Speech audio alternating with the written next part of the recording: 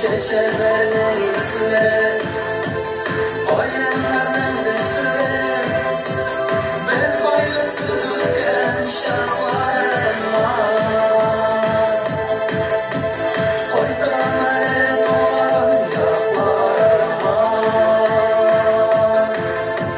sonra dükkan erkeği ışığına. Çeçelerine izle, oyunların desle, ben faydasızlıkken şartlarıma. Durmuş yollarımız Tuğancılarla gitse, Mansur'a şiddet şartları. Tuğan yap yakına, Sineye gönder gitse, sakla menfabızdan uşakları. Oytamele dolan yaplarıma,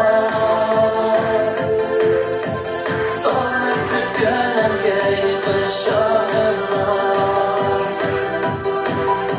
Çeşmelerden izle, oyunların desle, ben faydasızlıkken şartlarıma.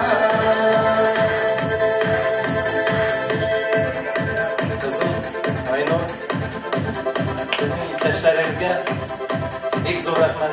Qatnashib turibsiz, поддерживают.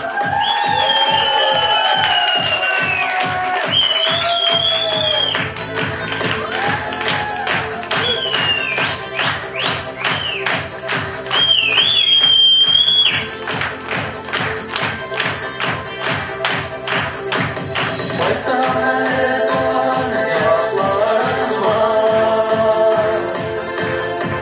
sağlık dükkan erkeği ışığına.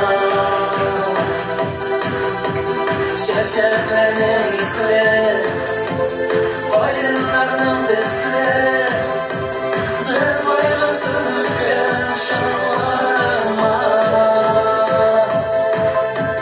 Oytamele dolan yaplarıma,